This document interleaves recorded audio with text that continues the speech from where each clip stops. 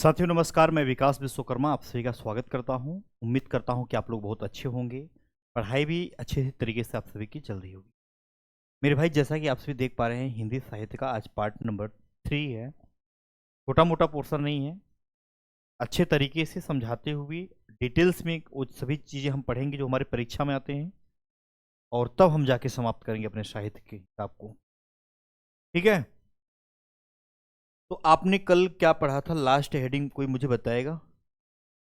कोई last heading मुझे बताएगा इनमें से? तो आप बोलेंगे सर बिल्कुल बताऊंगा। लास्ट हेडिंग यही हुआ करता है कि आपने रीतिकाल को बांट दिया था कई पार्ट्स में, और हमने कुछ उनके नीचे नाम भी लिखा हुआ था कि ऐसे कौन से कवि थे जो मुख्य भूमिका निभाए। ठीक है, सेम कल के बाद जो क्लास है उसके आगे कंटिन्यू करते हैं, और आपके बीच में यहां पर रीतिकाल का परिचय बहुत ध्यान से समझना आप। और आपके सामने यहां पर दिया हुआ है रीतिकाल। तो हमें यह जानना जरूरी है कि जो रीतिकाल है वो है क्या। तो इसके परिचय से परिचित होना बहुत जरूरी है। अब हम देख पा रहे हैं तो रीतिकाल आ गया है। तो रीतिकाल हिंदी साहित्य का एक समय है। अगर कोई कहे कि रीतिकाल क्या है, तो रीतिकाल हिंदी साहित्य का एक समय कह सकते हैं, जब कवियों ने भगवान की भक्ति छोड़कर राजाओं की तारीफ। अब भगवान की भक्ति हो चुकी भक्ति काल में ना, भक्ति काल खत्म, तो इसका मतलब भक्ति वाला काम खत्म। अब क्या होने वाला है कि कवियों ने भगवान की भक्ति छोड़कर राजाओं की राजाओं की तारीफ और स्त्री के सौंदर्य पर कविताएं लिखें। अब वो बात अलग है कि भगवान के बारे में सब कुछ करते करते करते भक्ति काल खत्म हुआ, तो उसके बाद आया रीतिकाल। और रीतिकाल टाइम हम आप लोगों को बीच में लिखाए हुए थे कि हमारा टाइम पीरियड कहां से कब तक चालू होता है, उसी के आगे कंटिन्यू किए हैं। और अब भक्ति काल की बात नहीं हो रही है, अब इसमें रीतिकाल। और रीतिकाल में क्या होता था कि अब आपके बीच में यहां पर भक्ति को छोड़ देंगे, राजाओं जो राजा हुआ करते थे, महाराजा हुआ करते थे, तारीफ और स्त्री के सौंदर्य पर, यानी कि उनकी सुंदरता पर कविताएं लिखी। रीति का अर्थ अगर मैं कहूं कि रीति का अर्थ आप है, तो बता सकते हैं कविता लिखने का एक खास तरीका या नियम। अगर कहूं रीति का मतलब क्या हुआ यहां पर, तो रीति का अर्थ आपको पता चल गया। रीति का अर्थ सिर्फ इतना है, कविता लिखने का एक खास तरीका या खास नियम ही रीति कहलाता है। रीति का मतलब क्या होता है? तरीका होता है। काल का मतलब क्या होता है? समय होता है। तो जो रीति का मतलब क्या होता है? रीति का मतलब होता है एक तरीका, कोई विधि, कोई नियम। और अगर काल का मतलब अगर कहूं, तो काल का मतलब होता है टाइम, समय, अवधि। तो जो नियम का समय रहेगा उसी को हम रीतिकाल के परिचय के तहत देखेंगे। तो अब यहां पर सेकंड लाइन अब देखिएगा, बहुत इंपॉर्टेंट तौर पर है कि रीतिकाल हिंदी साहित्य का वह काल है, जो रीतिकाल है पूरे के पूरे हिंदी साहित्य का वह काल है, वह टाइम है जहां कविता राजाओं के महलों तक सीमित हो गई थी। राजाओं के महलों तक सीमित हो गई थी। समय की अगर मैं बात करूं, तो रीतिकाल का टाइम पीरियड जो था आप लोगों के बीच में, कल ही विचार विमर्श आपसे बीच 1700 से लेकर हमें पढ़ना था 1900 तक पढ़ना था। अब सबसे महत्वपूर्ण बात यहां से बनेगा कि आपके परीक्षा में क्वेश्चन पूछा जाएगा, यहां से जहां से मैं इंपॉर्टेंस करता हूं कि अन्य नाम में इसका क्या है, दूसरा नाम क्या है रीतिकाल का। तो इसे उत्तर मध्यकाल कहते हैं, और कल मैं आपको बताया भी था कि इसे उत्तर मध्यकाल या रीतिकाल कहा जाता है। ये बात आपसे कहा हुआ था।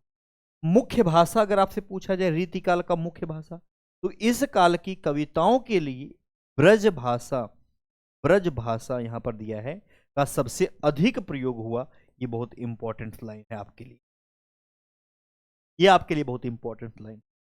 मुख्य रस अगर आपसे पूछा जाए, कविताओं में श्रृंगार रस की प्रधानता रही। श्रृंगार रस होते हैं ना, जो रस होते हैं उनमें से श्रृंगार होते हैं, तो यह श्रृंगार होता है प्रेम मोहब्बत वाला, वही है।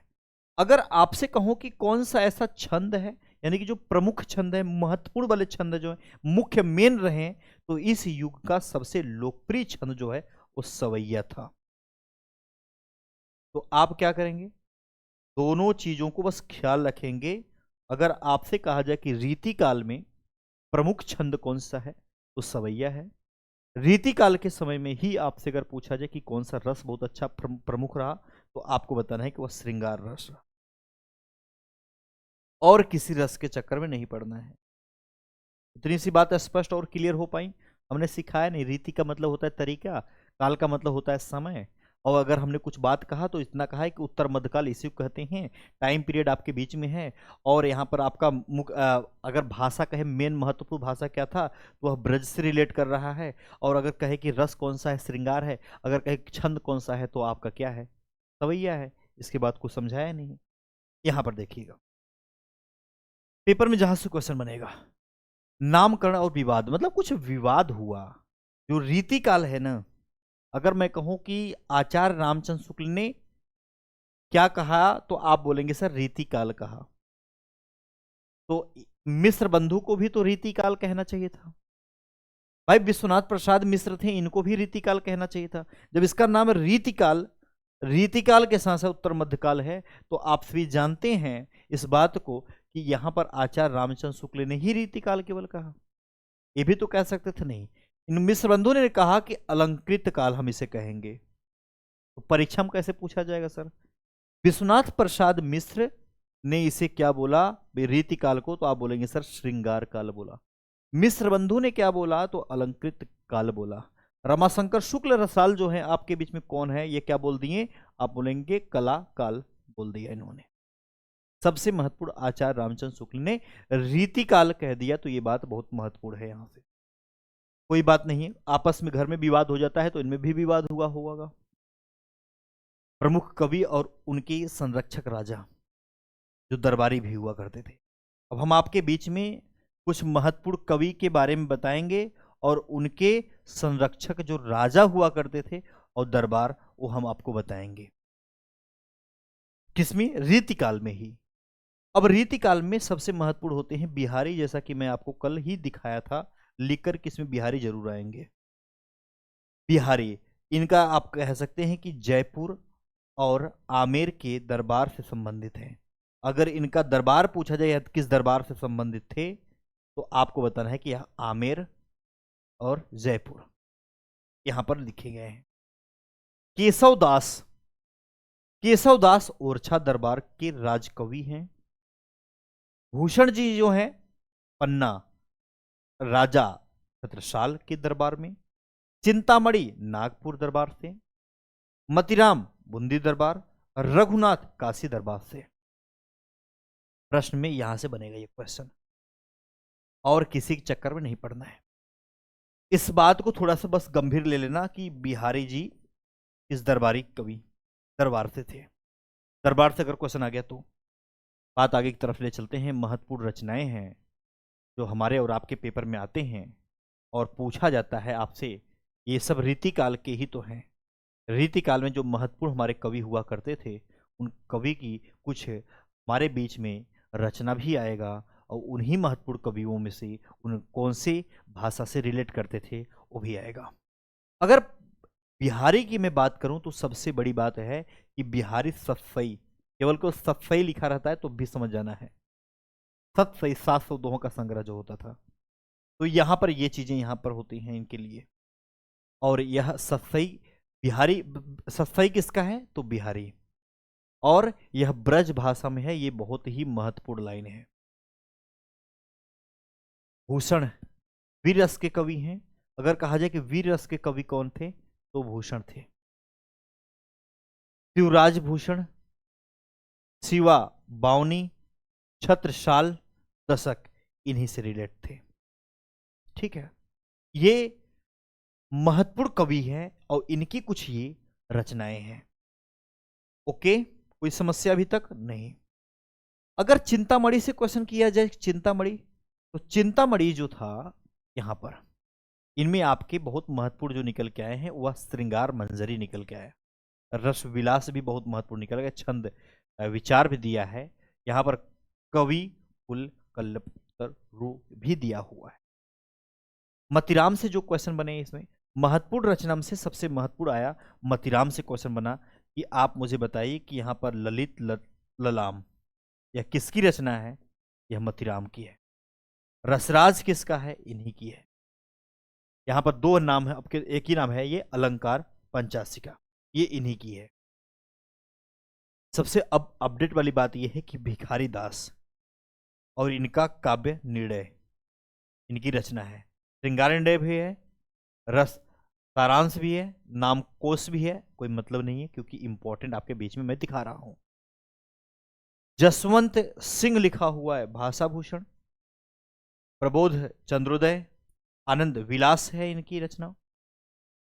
ये सब क्या है? एक कवि हैं, उनके सामने उनकी रचना लिखी गई है। अगर किसी में आपका भाषा से रिलेट कर रहा है तो केवल केवल आपका सबसे महत्वपूर्ण है आपका बिहारी सतसई किसकी है? तो बिहारी जी की। उनकी भाषा कौन सी थी? ये बिहारी सतसई, यह ब्रज भाषा में है। खत्म हो गया बात। प्रवर्तक का विवाद थोड़ा सा हो गया। प्रवर्तकों का विवाद क्या हुआ? आचार्य शुक्ल चिंतामणि को रीतिकाल का प्रवर्तक मानते हैं। कोई बात नहीं है, ये प्रवर्तक में थोड़ा सा विवाद हुआ कि आचार्य शुक्ल चिंतामणि को रीतिकाल का प्रवर्तक मानते हैं। जो यहां पर आपके बीच में ये चिंतामणि है, जो ये चिंतामणि है, आप सभी को पता ही है, रीतिकाल से ही रिलेट रख रहे हैं, संबंध रख रहे हैं, अपना रिलेट कर रहे हैं। आपने बोला हाँ सर कर रहे हैं। ये जो चिंतामणि है माय डियर, थोड़ा सा विवाद हुआ तो कई चीजें निकल के सामने आई। तो आचार्य जो शुक्ल जी थे, मतलब आचार्य रामचंद्र शुक्ल जी, चिंतामणि को रीतिकाल का प्रवर्तक मानते हैं। सोचिए, जबकि डॉक्टर नगेंद्र और डॉक्टर श्याम सुंदर दास केशव को प्रवर्तक मानते हैं। तो उससे हमें क्या मतलब है? अगर हम यहां पर आचार्य शुक्ल ने चिंतामणि को रीतिकाल का प्रवर्तक मान लिया और दो लोगों ने कहा कि सर इनको मान लीजिए, तो इनमें विवाद हो गया और उसी विवाद की वजह से वहां पर लिखा है प्रवर्तक का विवाद। समस्या ये हुआ ना, किसी ने कहा कि नहीं इस तरीके से, किसी ने कहा इस तरीके से। तो आचार्य रामचंद्र शुक्ला बोले चिंतामणि को रीतिकाल का प्रवर्तक माने, लेकिन सब लोग संतुष्ट नहीं हुए ना। सबको होना चाहिए था, सब लोग हुए नहीं। तो यहां पर आ गए डॉक्टर नगेंद्र और यहां पर आ गए यहां पर डॉक्टर श्याम सुंदर दास, केशव दास को प्रवर्तक मान लिए, क्योंकि यहां पर केशव दास दिया हुआ है आपके बीच में, यहां पर केशव दास दिया हुआ है, इनको मान लिए। और चिंतामणि आपको पता है कि कौन यहां पर है, आपको बहुत अच्छे तरीके से ये बात पता चल गया, चिंतामणि यहां पर भी है। उम्मीद करता हूं ये बात समझ में आया होगा, प्रवर्तक वाली चीजें। अच्छा, उपनाम और उपाधियां भी कुछ हैं जो परीक्षा से रिलेट करेंगे। देव को उपमा का बादशाह कहा जाता है। रीतिकाल की बात हो रही है और रीतिकाल में नाम आएगा देव। अगर आपसे कहा जाए कि किसको उपमा का बादशाह कहा जाता है, तो देव को। घनानंद को विरोधाभास का बादशाह कहा जाता है। ये सब अलंकार में आते हैं ना। तो यहां पर घनानंद को हम क्या बोलेंगे? विरोधाभास का बादशाह। अगर मैंने कहा कि घनानंद को विरोधाभास का बादशाह कहा जाता है, तो आप बोलेंगे सर हाँ हाँ कहा जाता है। भूषण का वास्तविक नाम घनश्याम था, यही परीक्षा में पूछा जा सकता है, यही आपके परीक्षा में पूछा जा सकता है भाई। उन्हें कवि भूषण की उपाधि चित्रकूट के राजा रुद्र ने दी थी। ये जो भूषण भूषण हम दिन भर कह रहे हैं, बार बार उस चीज का जिक्र कर रहे हैं, भूषण भूषण। तो भूषण भूषण जो हम कह रहे हैं वह आपके राजा थे, रुद्र ने दी थी। अब कहां के राजा? चित्रकूट के राजा। इस बात को ख्याल रखें। ये उपाधि मिली थी, आपको पता है, भूषण की उपाधि। विशेष टिप्पणी कुछ है। रामचंद्र शुक्ल ने भूषण को हिंदू जाति का प्रतिनिधि कवि कहा। अगर आपसे कहे कि भूषण को किसने, तो रामचंद्र शुक्ल ने। हिंदू जाति का प्रतिनिधि कवि कहा है, बिल्कुल कहा है।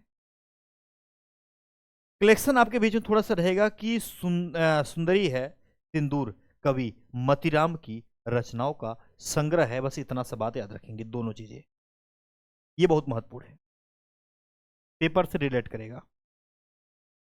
नेक्स्ट विचार करते हैं हम रीतिकाल में सबसे महत्वपूर्ण कवि का नाम देखेंगे जो परीक्षा में आते हैं, और उनकी प्रमुख रचनाएं भी देखेंगे।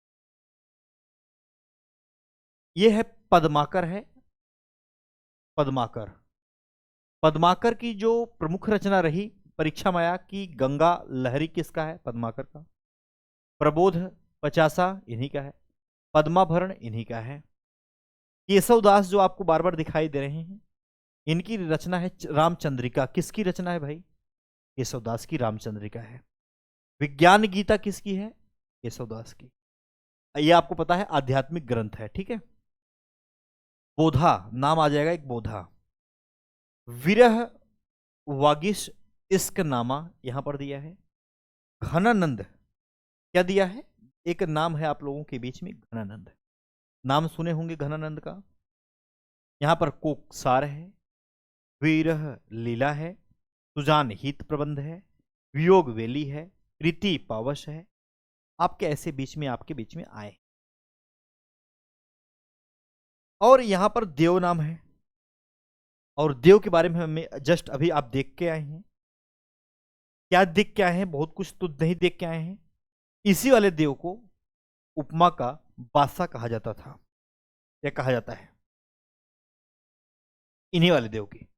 और इनका जो फेमस और बहुत ही महत्वपूर्ण रचना रहा उसका नाम था रस विलास, भाव विलास। बहुत सारी इनकी रचनाएं हैं, आप अपने हिसाब से देख लीजिए। कॉपी में वही नोट करते हुए चलिए जो बहुत महत्वपूर्ण है। पीडीएफ के माध्यम से रिवीजन करके पेपर में बैठ जाएंगे तो काम बन जाएगा। अब हम चलते हैं कुछ सफ़र और आगे की तरफ लेके चलेंगे, चीज़ों को डिटेल्स में पढ़ने का प्रयास करेंगे, क्योंकि छोटी मोटी काम नहीं चल पाए। अभी केवल रीतिकाल को समाप्त किया, उसके बाद आप भी जानते हैं कि हमारा आता है आधुनिक काल। आधुनिक काल आता है। क्या क्या आता है भाई? आधुनिक काल आता है। अब हम जब हम यहां पर सभी का नाम दे चुके हैं, तो क्या आधुनिक काल को और क्या नाम देंगे? गद्य काल भी कहते हैं।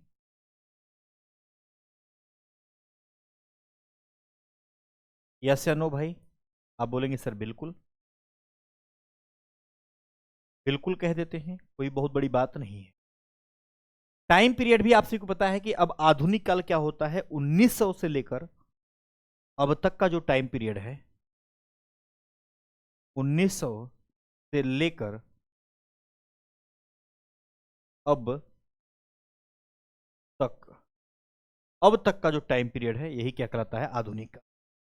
आधुनिक काल जो अभी तक चल रहा है। अब इसमें पार्ट्स अलग अलग होंगे, और इसमें अलग अलग तरीके से चीजें निकल के आएंगी। जैसे कि जो गद्य काल है वह केवल इकलौता नहीं है, इसमें चीजें निकल के आपके आएंगे। भारतेंदु युग निकल के आएगा। क्या? भारतेंदु युग। भारतेंदु, भारतेंदु युग ऐसे निकल के आएगा। और क्या निकल के आएगा? द्विवेदी युग निकल के आएगा। और क्या निकल के आ सकता है भाई? जब हम भारतेंदु पढ़ लेंगे और द्विवेदी युग पढ़ लेंगे, तो एक होता है छायावादी। क्या होता है? छायावादी युग। छायावादी युग। छायावादी युग पढ़ने के बाद हम क्या पढ़ सकते हैं? छायावादी युग की बात समाप्त होगा तो ये छायावादोत्तर,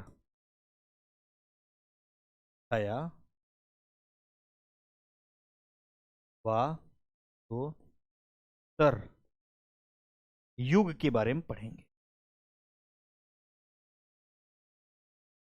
इसको थोड़ा सा नॉलेज लेंगे। मतलब अब हम आधुनिक काल जो होता है वो हम अगर गद्य काल कहते हैं, 1900 से लेकर अब तक का जो समय है वही आधुनिक के तहत जाएगा। इसमें हम भारतेंदु युग के बारे में थोड़ा सा नॉलेज लेने का प्रयास करेंगे ताकि हम चीज़ों को सीख पाएं। उसके बाद हमारा नॉलेज रहेगा कि द्विवेदी युग के बारे में कुछ जान पाएं, छायावादी युग के बारे में कुछ जान पाएं, और कुछ हम विचार विमर्श आपके छायोत्तर युग से बात कर पाए।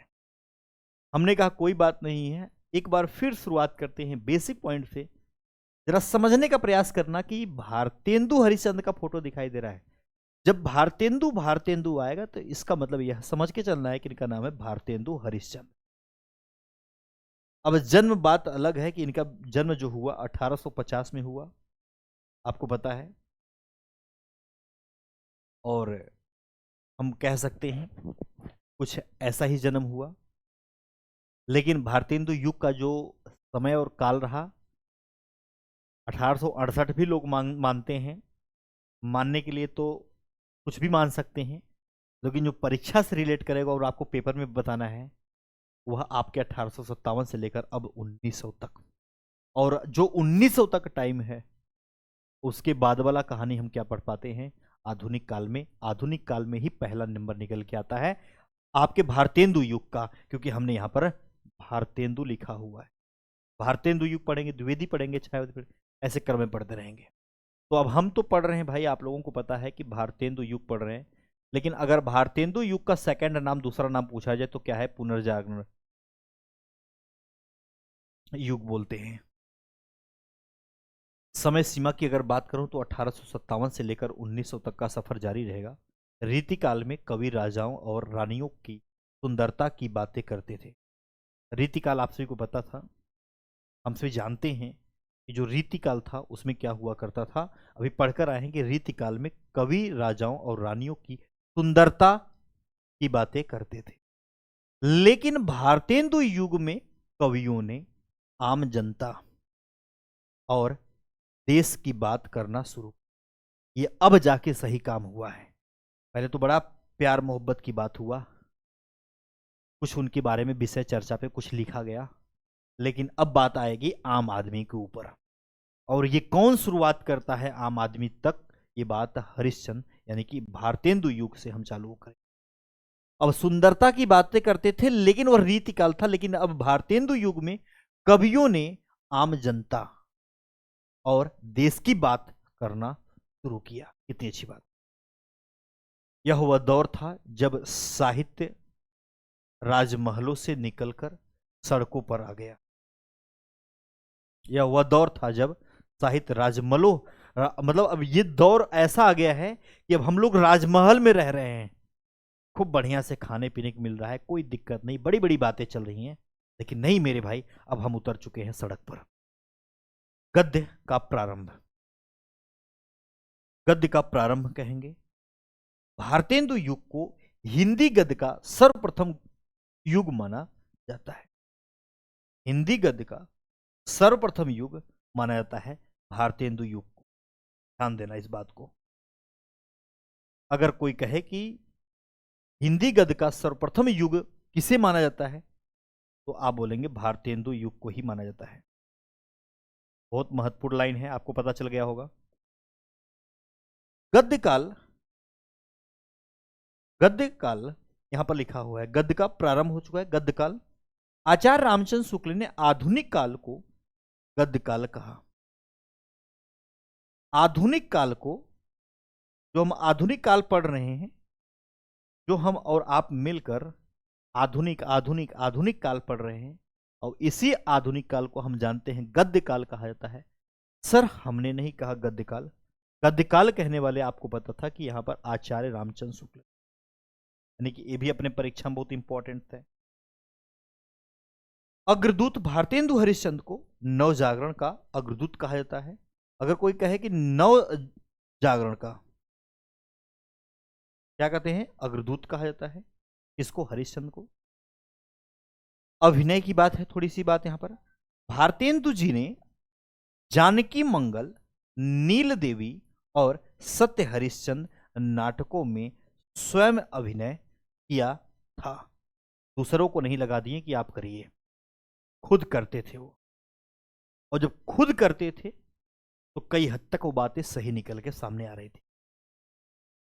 आइए भारतेंदु युग की बात और आगे की तरफ ले चलते हैं और भी नॉलेज लेते हैं।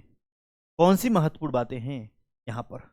फूलों की गुच्छा भारतेंदु की खड़ी बोली में रचित कविताओं का संग्रह है। क्या? फूलों का गुच्छा। प्रथम स्थान हरिश्चंद्र जी को प्रथम नाटककार, प्रथम निबंधकार, प्रथम आलोचक और प्रथम पत्रकार माना जाता है हरिश्चंद्र को, यानी कि भारतेंदु जी। यहां पर है संस्था सन 1893 ईस्वी में, कह सकते हैं नागरी प्रचारिणी सभा की स्थापना इसी युग से हुई थी।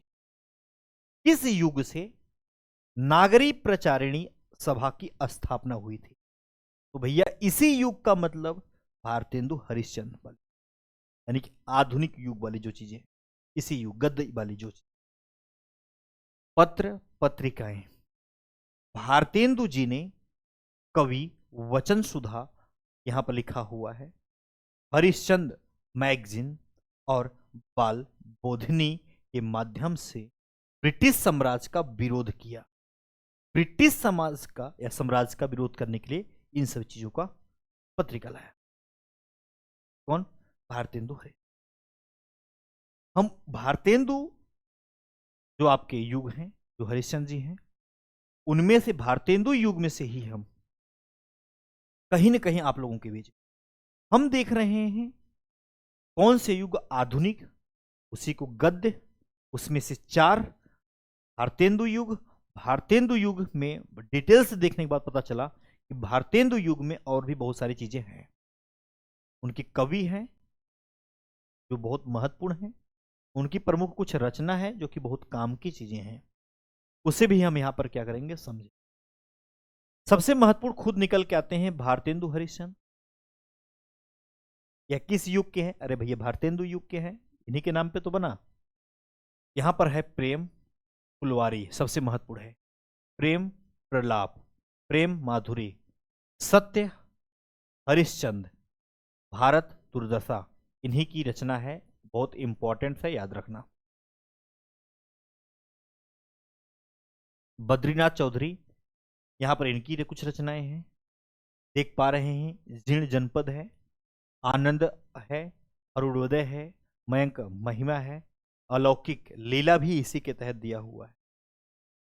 यहां पर प्रताप नारायण मिश्र भी हैं जिनके के तहत और भी चीजें हैं, जैसे कि प्रेम पुष्पावली है, मन की लहर है, लोकोक्ति शतक है, यहां तृप्य दाम दिया हुआ है, जगमोहन सिंह, प्रेम संपत्ति लता, श्यामा लता, श्यामा सरोजिनी, यहां पर आपका देवयानी, अंबिका दत्त व्यास, पावस 50, सुकवि सत्सई एक ही में है, सुकवि सत्सई, हो होही, हो होरी यहां पर दिया है। राधाचरण गोस्वामी नवभक्तमाल, विधवा विलाप यहां पर दिया हुआ है।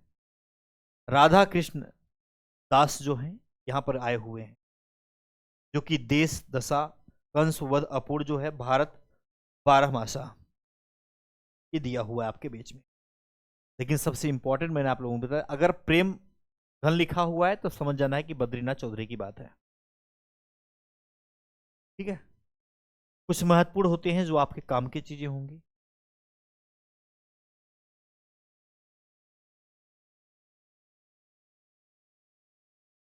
ठीक, इनके लिए कुछ रचना हमने देखा कि भारतेंदु युग को देखा। भारतेंदु युग में बहुत डिटेल्स में कुछ चीजें समझ में आई कि हाँ ये होता है। और उसके बाद भारतेंदु युग के बाद जब हमने आगे बढ़ा तो पता चला कि नहीं, अभी द्विवेदी युग पढ़ना है। तो द्विवेदी युग के जनक किसे कहते हैं, पहले ये जानना जरूरी है कि द्विवेदी युग जो है उसे जागरण सुधार काल भी कहते हैं। महत्वपूर्ण लाइन है, द्विवेदी युग का समय अगर मैं कहूं तो आप 1900 से लेकर 1918 ईस्वी तक कह सकते हैं। यही वो है आचार्य महावीर प्रसाद द्विवेदी साहब हैं, जिनको हम केवल द्विवेदी युग के नाम से जानते हैं। इस युग का नाम, अगर आपसे कोई कहे कि इस युग का नाम महावीर प्रसाद द्विवेदी के नाम पर रखा, तो आप कहेंगे कि आप मुझे बताइए कि किस कवि, किस युग को, किस कवि के नाम पर, किस कवि के नाम पर किस कवि के नाम पर आप बोलिए द्विवेदी युग रखा गया, तो आप बोलेंगे महावीर प्रसाद द्विवेदी। इस युग का नाम महावीर प्रसाद द्विवेदी के नाम पर रखा गया। बहुत इंपॉर्टेंट लाइन है, बहुत इंपॉर्टेंट लाइन। इसे जागरण सुधार काल भी कहा जाता है, वहां पर लिखा हूं कोष्टक में, इसे देख लीजिएगा एक बार। महावीर प्रसाद द्विवेदी जी को खड़ी बोली, हिंदी को काव्य भाषा के रूप में प्रतिष्ठित करने का श्रेय दिया जाता है, ये बात सच है। लेकिन अगर मैं कहूं कि यहां पर द्विवेदी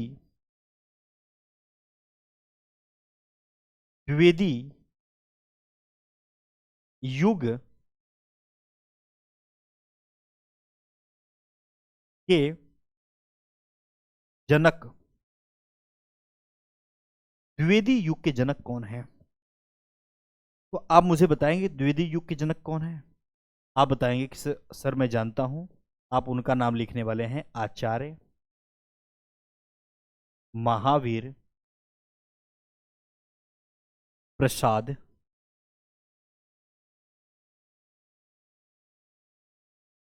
द्विवेदी।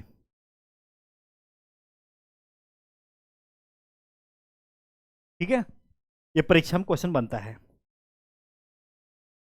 द्विवेदी युग के प्रमुख बिंदु कुछ महत्वपूर्ण होंगे जो हमें और आपको जानना जरूरी है।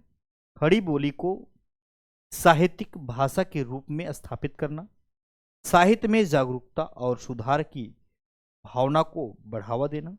महावीर प्रसाद द्विवेदी ने भाषा और साहित्य के विकास में महत्वपूर्ण योगदान दिया। कोई बात नहीं है, बात थोड़ी सी और आगे की तरफ ले चलेंगे, समझना जरूरी है। यहां पर काम की चीजें होंगी, जानना भी जरूरी इसलिए है क्योंकि महत्वपूर्ण चीजें हैं। यही द्विवेदी युग में कवि का नाम आएगा, उनकी प्रमुख काव्य रचना भी आएगा। भाई ये भी जानेंगे कि कुछ विशेष बातें होंगी उनके बीच में, उनकी पहचान। ऐसा नहीं है कि वह कवि है उनकी बस रचना ही होगी, कुछ तो बात होगी उनके अंदर, वो बात भी समझेंगे। महावीर प्रसाद द्विवेदी पहले आते हैं इसमें। और आपसे कई बार पूछा गया कि काव्य मंजूषा किसकी रचना, इन्हीं की है। अबला, विलाप, सुमन, नागरी, कुमार संभव, चार, कविता, कलाप, कान्य, कुब्ज, इन्हीं का है। इस युग के प्रवर्तक और भाषा सुधारक कौन थे, यही थे। तो अपने आप में ये कितना इंपॉर्टेंट है ये आप सभी समझ सकते हैं। मैथिली शरण गुप्त से यहां से क्वेश्चन बनता है, मैथिली शरण गुप्त से यहां से क्वेश्चन बनता है। महावीर प्रसाद द्विवेदी से क्वेश्चन बनता है। मैथिली शरण गुप्त किस युग के थे, द्विवेदी युग के थे। आपको पता चल गया क्योंकि वही पढ़ रहे हैं आप। सबसे इंपॉर्टेंट होता है साकेत, भारत भारती, यशोधरा, जय द्रथवध है, पंचवटी है, झंकार, रंग में भंग, ईशान, आपका दिया है, द्वापर है, नहुस है, गुरुकुल है, जय भारत। कोई बात नहीं, जितने पे टिक लगाए हो इतना ही पढ़कर चले जाओगे तो पेपर निकाल लोगे। यहां पर हिंदी के प्रसिद्ध राष्ट्र कवि कौन है, तो आप बोलेंगे कौन है, मैथिली शरण गुप्त है। हिंदी के प्रसिद्ध राष्ट्र कवि कौन है, मैथिली शरण गुप्त है। अयोध्या सिंह उपाध्याय, कई बार इनका नाम हरि औध लिखा जाता है। इनकी प्रमुख रचना आप लोगों के बीच में है यहाँ पर, जैसे प्री प्रवास है, वैदेही वनवास है, पारिजात है, यहाँ पर इसी में नाम है चोखे चौपादे, चुभते चौपादे, रस कलश है, कोई बात नहीं है, बोल चाल है, फूले पत्ते हैं या फूल पत्ते भी आते हैं कई बार, ग्राम गीत है, कृष्ण शतक है, प्रेम पंच है और पद्म प्रसून है। कोई मतलब नहीं है। जो चीजें थी वो मैंने आपके लाइन लगा दी है। श्रीधर पाठक, यहां पर आप देख पा रहे हैं इनके कई हैं चीजें, जैसे जार्ज वंदना, बाल विधवा, भारत गीत, वनाष्टक, कश्मीर सुषमा। और यहां पर अगर मैं आपसे कहूं कि अयोध्या सिंह उपाध्याय हरिऔध जो है वह क्या है, तो इनकी विशेषता क्या है, क्या मुख्य बात है, तो खड़ी बोली का प्रथम महाकाव्य प्री प्रवास लिखा इन्होंने। तो प्री प्रवास के रचयिता कौन है? हरिऔध जी ही हैं। खड़ी बोली का प्रथम महाकाव्य क्या? तो प्री प्रवास लिखा। ठीक है, आगे की तरफ चलते हैं, कुछ बात इसमें और समझते हैं कई हद तक। जैसे लिखा हुआ है कि आपके बीच में गया प्रसाद स्नेही, कुछ इनकी चीजें यहां पर है, ये बात विशेष रूप से है। सियाराम शरण गुप्त भी हैं, उनकी कुछ रचनाएं हैं, कुछ महत्वपूर्ण बातें में हैं। राम नरेश त्रिपाठी नाम आपने सुना हुआ है। पथिक इन्हीं की है, मिलन इन्हीं का है, स्वप्न इन्हीं का है। लोक गीतों के संकलनकर्ता और सुंदर प्रकृति चित्रण यही है। नाथूराम शर्मा यानी कि शंकर हैं, कुछ इनकी रचनाएं हैं, कुछ महत्वपूर्ण बातें हैं। हम देख पा रहे जगन्नाथ दास रत्नाकर जिसे कहते हैं, कुछ रचनाएं हैं। और यहाँ पर द्विवेदी युग में भी ब्रज भाषा के श्रेष्ठ कवि कौन माने जाते हैं, तो इनको माने जाते हैं। ये बात स्पष्ट और साफ इंपॉर्टेंट है। ओके, तो राम नरेश को थोड़ा सा देख लेना और पढ़ लेना।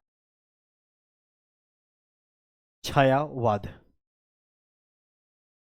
इसी को हम लोग शुक्ल युग हिंदी साहित्य का स्वर्ण काल किसे कहते हैं, इसे कहा जाता है। समय सीमा 1918 से लेकर 1936 ईस्वी तक रहेगा। तीसरा नंबर कौन होता है, यही है। तीसरा नंबर कौन है, ये है। दूसरा नंबर क्या था, द्विवेदी युग था। पहला नंबर क्या था, पहला नंबर आपका भारतेंदु था। तो भारतेंदु के बाद हमने ये सब देखा। छायावाद देखेंगे अब। समय टाइम पीरियड आपने देखा होगा, समझा होगा, विचार किया होगा। तो छायावाद को स्थूल के प्रति सूक्ष्म, क्योंकि एक दूसरे को उल्टा होता है, का विद्रोह कहा जाता है। इस युग में कवियों ने प्रकृति, प्रेम और मानवीय भावनाओं को बहुत ही गहराई और कल्पना के साथ प्रस्तुत किया। कोई बात नहीं, अच्छी बात है, जिस तरीके से प्रस्तुत किया बहुत अच्छा लगा। कवि का नाम है और विशेष उपाधि और उनकी कुछ पहचान होगी। हम रचना नहीं लिखे हैं कि जयशंकर प्रसाद की ये रचना है, ऐसा नहीं किया हूं। हमने लिखा है कि यहां पर है जयशंकर प्रसाद। इनकी बातें क्या है, छायावाद के प्रवर्तक इन्हीं को कहा जाता है, यानी कि कलाधर उपनाम ब्रज भाषा हेतु आपको बस पता होना चाहिए। सुमित्रा नंदन पंत यहीं पर निकल के आते हैं, जो कि प्रकृति के सुकुमार कवि कौन है, तो आपके यही हैं, सुमित्रा नंदन पंत। अगर क्वेश्चन आपसे बन जाए, अगर आपसे क्वेश्चन बने कि आप मुझे बताइए कि प्रकृति के सुकुमार कवि कौन है, तो आप बोलेंगे सर यह आपके सुमित्रा नंदन पंत हैं। शुक्ल जी के अनुसार प्रतिनिधि कवि हैं, बात याद रखना। सूर्यकांत त्रिपाठी निराला से भी क्वेश्चन ऐसे ऐसे बनते रहते हैं।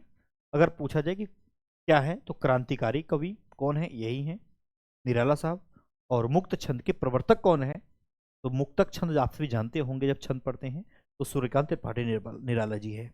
महादेवी वर्मा भी इन्हीं में से निकल के आती हैं, छायावाद के कवि में से ही, जो कि आधुनिक मीरा इन्हें कहते हैं, आधुनिक की मीरा इन्हें कहते हैं। और वेदना की कवित्री बोला जाता है।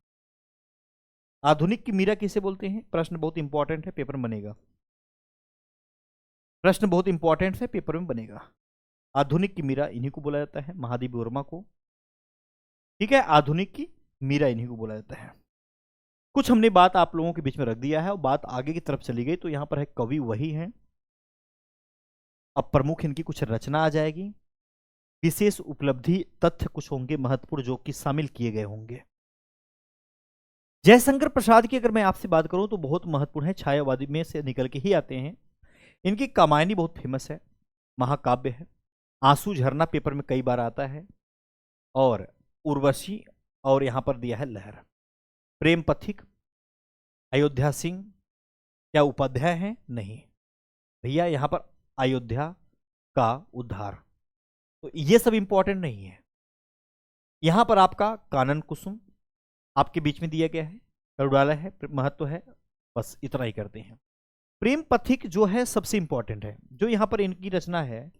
अगर इनकी रचना आप देख पा रहे होंगे अपनी आंखों से, तो कहीं लिखा है प्रेम पथिक, यहां पर लिखा है प्रेम पथिक, लिखा तो है सर। तो प्रेम पथिक हिंदी की प्रथम अंतुकांत रचना है, ये बात याद रखेंगे। और कानन कुसुम, जो यहां पर आपके बीच में कानन कुसुम लिखा हुआ है, ये वाला खड़ी बोली का प्रथम काव्य संग्रह है। यानी कि बात यहां से बहुत इंपॉर्टेंट निकल के आ रही है, विशेष तत्व वाले में से। सूर्यकांत त्रिपाठी निराला, या निराला ही बोल दो तो कोई बुराई नहीं है। जूही की कली इन्हीं की है। अनामिका, परिमल, तुलसीदास, गीतिका, कुकुरमुत्ता, नए पत्ते, और यहां पर आपके बीच में दिए गए हैं बहुत सारे। पंचवटी इन्हीं की निकल के आता है, लेकिन क्या पंचवटी केवल इनका आता है? नहीं, पंचवटी प्रसंग लिखा होगा तभी बात बनेगा, नहीं तो कुछ और बात बन जाएगा। अभी आगे सिखा दूंगा कौन सी बात बनेगा। जूही की कली 1916 इनकी प्रथम काव्य कृति, पहले ही बता चुका हूं। इन्हें मुक्त छंद का प्रवर्तक माना जाता है। मुक्त छंद का प्रवर्तक या मुक्तक छंद का प्रवर्तक किसे माना जाता है? तो आपके सूर्यकांत त्रिपाठी निराला जी को ही माना जाता है, और किसी को नहीं माना जाता। अब यहां पर देखेंगे तो महादेवी वर्मा भी इन्हीं से निकल के आते हैं, छायावादी युग में से। इनका फेमस रहा यामा, निहार, रश्मि, निर्जा, और अतीत के चलचित्र चित्र है, सांध्य गीत भी है, रेखा चित्र भी आप जानते हैं, इसी को बोला जाता है, इसी को बोला जाता है। दीप शिखा है, बहुत इंपॉर्टेंट है। मैं आप सभी को बताना चाहता हूं, महादेवी वर्मा जो है, यह निहार इनकी प्रथम काव्य कृति है। बात याद रखना, यह परीक्षा में बना हुआ है। निहार इनकी प्रथम काव्य कृति है। इन्हें आधुनिक मीरा कहा जाता है, मैं आपसे कहा हूं पहले ही। सुमित्रा नंदन पंत की अगर बात करूं तो यहां पर वीणा, पल्लव, और यहां पर युगांत के कवि कौन है? सुमित्रा नंदन पंत ही हैं। पेपर में बार बार क्वेश्चन आते रहते हैं। और इन्हें प्रकृति का सुकुमार कवि कहा जाता है। प्रकृति का सुकुमार कवि किसे कहा जाता है? आपसे कोई बताएगा? आप बोलेंगे सर सुमित्रा नंदन पंत को कहते हैं। चिदम्बरा के लिए इन्हें ज्ञानपीठ पुरस्कार मिला था। सुमित्रा नंदन पंत को जो यहाँ पर हैं, आपसे अगर क्वेश्चन बन जाए कि इन्हें ज्ञानपीठ पुरस्कार किस पे मिला था, तो आप बोलेंगे चिदम्बरा। यहां पर आप लोगों के बीच में कहीं ना कहीं वो रहेगा, तभी तो मिला होगा ना, तभी तो मिला होगा ना। डॉक्टर रामकुमार वर्मा जी हैं, जो कि अंजलि, अभिशाप, रूपराशि, ये कुछ इनके महत्वपूर्ण रचना है। केदारनाथ मिश्र हैं, जो इनकी कुछ महत्वपूर्ण रचना आपके सामने लिखी गई। जैसा कि आप देख पा रहे हैं, लिखा है सेतुबंध, तीर स्पर्श लिखा हुआ है। मेरे भाई, यह हम समझ चुके हैं कि बहुत चीजें निकल के हमारे सामने आ रही हैं। अब उसी के तहत मैं आपसे बात करना चाहता हूं, कोई एक्स्ट्रा बात नहीं है। उसी में से जयशंकर प्रसाद जो थे, उनके महत्वपूर्ण बिंदु और तथ्य हैं जो परीक्षा में आते हैं। अब हम जयशंकर प्रसाद के यहां पर रचना नहीं लिखा हूं, यहां पर रचना नहीं लिखा हूं कि ये रचना है वो रचना है। अब जो लिखना था, जो महत्वपूर्ण था, वो बता दिया। अब जयशंकर के बारे में कुछ महत्वपूर्ण बिंदु और तथ्य होंगे, उसे जानना जरूरी होता है। उर्वशी इनकी प्रथम कृति, और कामायनी अंतिम कृति है। बात ख्याल रखना, उर्वशी क्या है? जयशंकर प्रसाद की ही है, लेकिन पहली है, लास्ट वाली क्या थी? कामायनी, और यही लास्ट वाला ज्यादा पूछा जाता है। झरना को छायावाद की प्रथम रचना माना जाता है। किसको? झरना को। तो जयशंकर प्रसाद की रचना झरना भी तो है, लेकिन इसे छायावाद की प्रथम रचना माना जाता है, सबसे पहले वाली रचना माना जाता है। कामायनी आप सभी जानते हैं कि विशेष बातें हैं। कामायनी आप देख पा रहे हैं, इनमें कुल 15 सर्ग हैं। यहां से क्वेश्चन पेपर में आते हैं, आपसे पेपर दिए होंगे तो यहां से क्वेश्चन बनेगा। यहां से क्वेश्चन 100% आप लोगों के बीच में बनता है। इनमें कुल 15 सर्ग हैं। शांति प्रिय द्विवेदी ने इसे छायावाद का उपनिषद कहा है। ओके। रामधारी सिंह दिनकर, यदि विकल्प में जयशंकर प्रसाद, प्रसाद मतलब जयशंकर प्रसाद, और रामधारी सिंह दिनकर यानी कि दिनकर, यदि विकल्प में मतलब अगर आप पेपर देने बैठते हैं, उनमें जयशंकर प्रसाद भी ऑप्शन में है और रामधारी सिंह दिनकर हैं, दोनों हो तो उर्वशी के लिए दिनकर को सही उत्तर माना जाता है, तो ख्याल रखना। अगर कहे कि उर्वशी, उर्वशी किसकी रचना है, उर्वशी किसकी रचना है, उर्वशी दोनों लोग की थी, प्रसाद और दिनकर। लेकिन जब पेपर में आप बैठेंगे और वहां पर आ जाएगा कि किसकी है उर्वशी, तो प्रसाद की, जयशंकर प्रसाद की, या आप कहेंगे दिनकर की, तो वहां पर आप बोलेंगे दिनकर। यहाँ पर रामधारी सिंह दिनकर ही आपके हैं। जैसे कि आप सभी देख पा रहे हैं, हमने यहाँ पर क्या लिखा है, आपने कहा सर जयशंकर प्रसाद लिखा है। जयशंकर प्रसाद लिखा तो है, क्या जयशंकर प्रसाद का उर्वशी है? हाँ मेरे भाई है, उर्वशी इनकी भी है, ऐसा है नहीं। लेकिन ऑप्शन में जब दोनों आएगा तो सबसे पहले किसको चुनना है? आप सभी भी जानते हैं कि अब हमें जो चुनना है वह दिनकर को सही उत्तर चुनना है। महादेवी वर्मा से कुछ बातें आपसे संबंधित होंगे। यहां पर इन्हें आधुनिक युग की मीरा कहा जाता है। इनकी रचना यामा, इनकी रचना यामा, निहार, रश्मि, निर्जा और सांध्य गीतों का संग्रह है। सूर्यकांत त्रिपाठी निराला की बात करूं या केवल निराला की बात करूं, तो यहाँ कुकुरमुक्ता, डिमा, अग्निलील, लीन है, बेला और नए पत्ते इनकी प्रगतिवादी विचारधारा वाली रचनाएं। सुमित्रा नंदन पंत, अच्छा यहां पर क्या है, युगवाड़ी और ग्राम्या इनकी प्रगतिवादी रचनाएं हैं दोनों, ठीक है। नोट, यहां पर उच्छ्वास जो है पंत जी की प्रारंभिक छायावादी रचना है। बहुत महत्वपूर्ण चीजें आप लोगों को बता रहा हूं, पेपर में डायरेक्टली ऐसे पेपर बनते हैं। छाया बदतर युग, अच्छा यहां पर छाया, छाया वादोत्तर युग,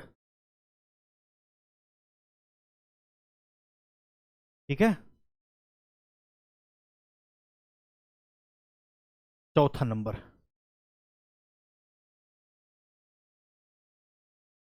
शुक्लोत्तर युग कह सकते हैं, का वर्गीकरण हमने कर दिया। कुछ बात समझेंगे पहले, काव्य धारा का नाम पढ़ेंगे, मुख्य इसमें विशेषता पढ़ेंगे, प्रमुख कवि कौन थे वह भी देख लेंगे हम, किसी से कुछ पूछेंगे नहीं। राष्ट्रीय सांस्कृतिक धारा, देशभक्ति और बलिदान की भावना। माखनलाल चतुर्वेदी, माखनलाल चतुर्वेदी, बालकृष्ण शर्मा, नवीन जो इन्हीं हैं, सोहनलाल द्विवेदी जो कि आपको दिखाई दे रहे हैं, सियाराम शरण गुप्त। सबसे महत्वपूर्ण बात यह है कि आपको पता होना चाहिए बस माखनलाल चतुर्वेदी छायोत्तर युग के से संबंधित है। यहां पर है वैयक्तिक गीति या आप बोलेंगे हालावाद, व्यक्तिगत प्रेम, मस्ती और विषाद। हरीश नहीं, अमिताभ बच्चन के पिताजी को नहीं जानते, हरिवंश राय बच्चन, भगवती शरण चरण जो वर्मा है, नगेंद्र शर्मा है, रामेश्वर शुक्ल, अंचल इन्हीं बोला जाता है। प्रगतिवाद, कुछ महत्वपूर्ण बातें, कुछ उस तरीके से बातें की गई हैं। प्रयोगवाद देख पा रहे हैं, कुछ प्रयोग देखने को मिलेगा। नई कविता, लघु मानव की प्रतिष्ठा और क्षणवाद। धर्मवीर भारती इन्हें से रिलेट करेंगे। कुछ बातें बस इसमें कही गई हैं, बहुत कुछ है नहीं। अब उसी उत्तर छायावादी काव्यधारा के प्रमुख कवि और रचनाएं देखेंगे, ठीक है। कुछ महत्वपूर्ण बातें हम देखेंगे।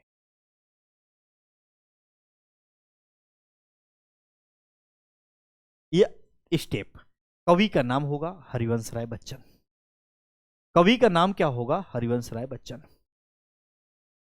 हरिवंश राय बच्चन, कवि का नाम क्या होगा, हरिवंश राय बच्चन। प्रमुख रचना, अगर काव्य रचना की बात करूं तो मधुशाला, मधुबाला, मधुकलश और बहुत इंपॉर्टेंट बस यही थे। पेपर में आए दो चट्टाने इन्हीं क्या है, ओके। कभी पूछे विशेष बिंदु इनकी खासियत क्या है, तो इन्हें हालावाद का प्रवर्तक माना जाता है, हरिवंश राय बच्चन को। नगेंद्र शर्मा के बारे में कुछ बात की गई है जो कि आपके सामने है। रामेश्वर शुक्ल, यहाँ पर अंचल जी जो है इनके बारे में कुछ बात की गई है जो कि आपके हित के लिए दिया गया है। भगवती शरण वर्मा है, मधुकरण, प्रेम, संगीत, मानव, रंगों से मोह, एक दिन, ये इन्हीं की बात की गई है।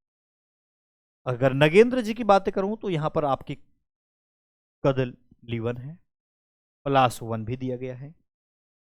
कुछ महत्वपूर्ण बातें हैं मेरे भाई, इतना पढ़ना थोड़ी ना है। जो सबसे बेस्ट और सबसे मजबूत होगा वहां से क्वेश्चन बनेगा। कवि का नाम होगा, प्रमुख काव्य रचना भी होगा, विशेष तथ्य भी होंगे। रामधारी सिंह दिनकर, कौन कौन नाम सुना हुआ है भाई? अभी तो बता के आया हूं रामधारी सिंह दिनकर के बारे में। कुरुक्षेत्र इनकी रचना है, रश्मिरथी इन्हीं के है, उर्वशी इन्हीं का है, जयशंकर प्रसाद जी का भी है, लेकिन विवाद है इसलिए आप उत्तर इनको देंगे, ऑप्शन में दोनों है तो। ओंकार और रेणुका इनकी बहुत महत्वपूर्ण है, बाकी और भी है लेकिन सबसे इंपॉर्टेंट और सबसे बेहतर ये है।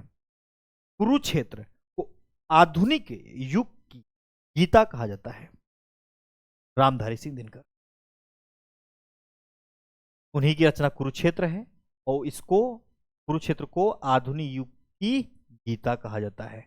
आधुनिक युग की गीता किसे कहा जाता है? कुरुक्षेत्र को। माखनलाल चतुर्वेदी से क्वेश्चन बनते हैं बार बार। हिम किरीटनी, हिम तिरंगिनी, युग चरण आपके बीच में है, माता पुष्प की अभिलाषा प्रसिद्ध कविता है ये। इन्हें एक भारतीय आत्मा के नाम से जाना जाता है, माखनलाल चतुर्वेदी को। सुविद्रा कुमारी चौहान, मुकुल, त्रिधारा, वीरों का कैसा ओ बसंत, इन्हीं की है ये। बहुत इंपॉर्टेंट लाइन ये वाला है, ये कविता इन्हीं की है। सबसे महत्वपूर्ण लाइन ये था ये वाला। और इन सभी का रामधारी सिंह दिनकर, माखनलाल चतुर्वेदी को मैंने कर दिया है। वीर रस की प्रमुख कवित्री है तो आप किसी को देंगे, महादेवी वर्मा को मत दे देना। वीर रस की प्रमुख कवित्री कौन है? तो यह सुभद्रा कुमारी चौहान। बालकृष्ण शर्मा नवीन, इनकी बहुत सारी चीजें हैं जिसे उर्मिला आप याद रखेंगे, रश्मि रेखा है, दीप शिखा नहीं, महादेवी वर्मा तरफ चले जाओगे। यहां पर है अपनी ओजस्वी और विद्रोही कविताओं के लिए प्रसिद्ध है। सियाराम शरण गुप्त भी इसी से निकल के आते हैं और इनके कुछ डिटेल्स यहां से दिए गए हैं, यहां से। और इनकी बात जो कही गई है कुछ इस तरीके से कही गई है कि इनकी रचनाओं में गांधीवादी विचारधारा का प्रभाव स्पष्ट दिखता है। दिखता है तो दिखता है भाई, मैं क्या करूं। हमने जितना डिटेल्स दिखाया ना, अगर आप इसको डिटेल्स को अगर अच्छे तरीके से आप देख लिए होंगे पूरा का पूरा, जिसपे विचार विमर्श किया गया था, हमने विचार विमर्श करना चालू किया था यहां से। हमने विचार विमर्श जो आपसे चालू किया था वह हिंदी पार्ट 3 चालू किया। हमने रीतिकाल का परिचय दिया और आपको बताया वह क्या होता है, टाइम पीरियड क्या होते हैं और उसमें महत्वपूर्ण चीजें क्या है जो पेपर में पूछे जाते हैं। उसके बाद नामकरण में विवाद हुआ वही रीतिकाल में, उसके बारे में विचार विमर्श किया, किसके अनुसार कौन चीजें आ रही थी और कुछ रचनाएं महत्वपूर्ण थे। उसके बाद हमने देखा प्रवर्तक का विवाद हुआ, कुछ चीजें और अलग तरीके से निकल के आई तो हमने कवि का नाम लिख दिया उसी रीतिकाल वाले में और प्रमुख उनकी रचना लिख दिया। बात आगे गई तो आधुनिक काल भी पढ़ना था और आधुनिक काल जब पढ़ा तो उसे गद्यकाल के नाम से जानते हैं, लेकिन आधुनिक काल और गद्यकाल कहने वाले अलग अलग लोग थे, लेकिन 4 पार्ट उसमें हुआ। भारतेंदु युग, द्विवेदी युग, छायावादी युग, छायावादोत्तर युग यहाँ पर थे। और इसके सब टाइम पीरियड आपके बीच में भारतेंदु युग जब भी आएगा तो भारतेंदु हरिश्चंद्र के बारे में बात किया जाएगा। भारतेंदु युग के जन्मदाता कौन है या जनक कौन है तो इन्हीं को बताना है और किसी को नहीं बताना। सेम वही चीज जब बात बदल गई तो बात आगे की तरफ गई तो उनकी बहुत सारी महत्वपूर्ण बातें आप लोगों के बीच में की गई, कवि का नाम लिखा गया, प्रमुख उनकी रचना लिखा गया। साथ ही साथ वहां पर आपका द्विवेदी युग आया। द्विवेदी युग के जनक अगर आपसे पूछा जाए तो यही आचार्य महावीर प्रसाद द्विवेदी हुआ करते थे और कोई नहीं है। सेकंड बात, अगर आपसे कहूं कि कवि का नाम अगर मैं आपसे जानना चाहूं तो यहाँ पर बहुत सारी डिटेल्स में चीजें लिखी गई हैं।